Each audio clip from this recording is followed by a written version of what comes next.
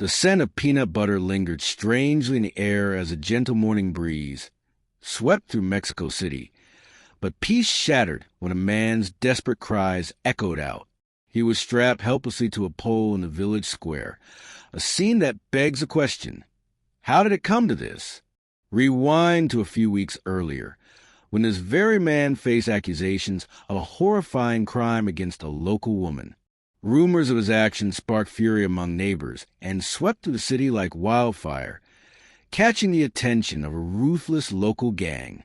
Rather than allowing the law to take its course, these vigilantes decided justice could not wait.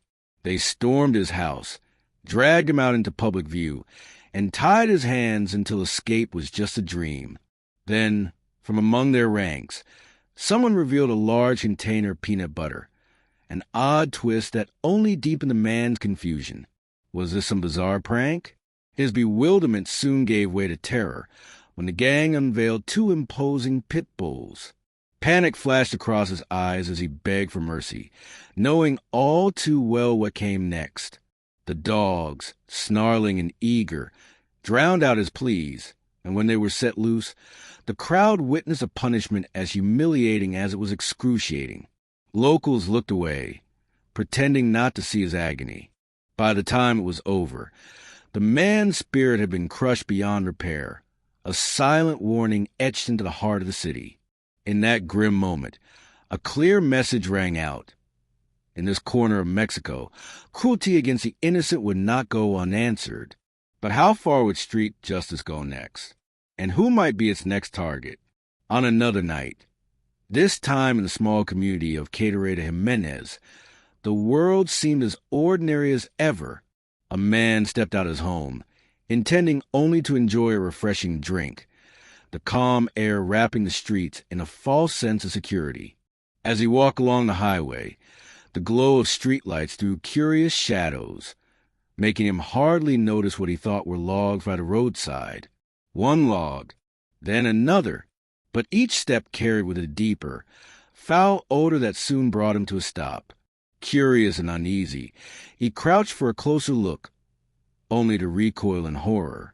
What had appeared as fallen branches were, in fact, human bodies, 49 of them, lifeless and mutilated, missing heads, hands, and feet.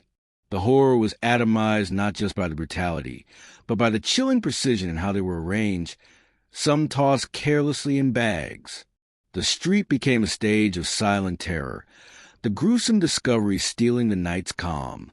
By sunrise, authorities swarmed the scene, flashlights glinting over the carnage, confirming the work of the infamous Los Zetas cartel. This display was a bloody warning, marking territory in a relentless war for control. Eventually, police arrested Daniel Jesus Alzando Ramirez, better known as El Loco, for his ties to the massacre. Yet, this tragedy was just one among countless others in conflicts where the innocent are always the ones left to suffer. As the city mourned in anger and fear, one question loomed. How many more would be claimed by the violence that tormented Mexico's streets? In cartel strongholds, legends are not always stories. They're warnings. On one sweltering afternoon, the notorious figure known as Ghost Rider was captured deep in enemy territory. His nickname wasn't just for show. He earned it by setting foes ablaze and making it known to all who crossed him. But the tables had turned, and now he was nothing more than prey at the mercy of the feared CJNG cartel. They weren't just intent on vengeance. They wanted spectacle. As cameras rolled, his captors taunted him by playing on the very name that made him infamous. Then, with chilling calm, they doused his face in flammable liquid and struck a match. In moments, fire engulfed him, a terrifying tableau in which his face was reduced to little more than bone as his screams filled the air. It wasn't just about elimination. The cartel had orchestrated a cruel show meant to fill rivals with dread. The video, infamous in shadowy corners of the web, cemented Ghost Rider as a grim symbol, his torment outliving his name. The rules of survival had sharpened. In these wars, even the most feared could become an example. But if a myth like Ghost Rider could fall, Who could possibly feel safe? The next story sent a new wave of horror through another city, as whispers grew about gruesome discoveries in tossed, blood-stained bags.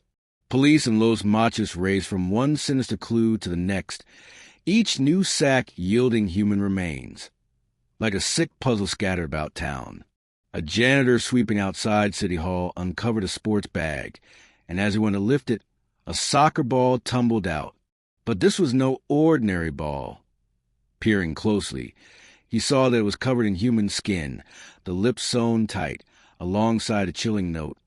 Happy New Year, because this will be your last.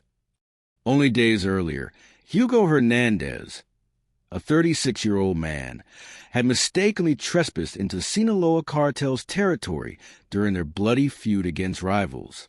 He was abducted, tortured mercilessly, and mutilated with a chainsaw, the grisly souvenir scattered to terrorize and warn others. Such act became all too common. Violence had reached such intensity that even reporters dared not cover it, fearing they'd fall victim themselves.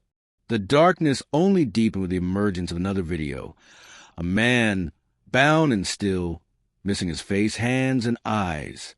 Unthinkably, despite his injuries, he began to shift violently, kept awake by chemicals forced into his veins to prevent losing consciousness.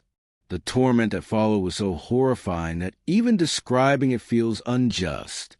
Suffice to say, what these men did rivaled the worst nightmares of surgery without anesthesia, the cruelest kind of awareness forced upon their victim. In a haunting final scene, the cartel played soccer with the victim's head, all the while laughing and chatting as if it were any other ordinary day. The disco classic Funky Town blared in the background, a morbid contrast to the scene. What once was a song of childhood innocence now stood forever tainted. If you find yourself haunted by these stories, remember, the luxuries and safety you might enjoy today were not won by monsters, but by those who chose bravery over cruelty. The world needs more kindness, more defenders of good, and less of this darkness that shrouds the streets. They're the ones who truly change the world. So be the light in someone's shadows. And, for your own sake, never go searching out these videos. Stay safe, and brace yourself, because even more mysterious and shocking stories await you on the next journey.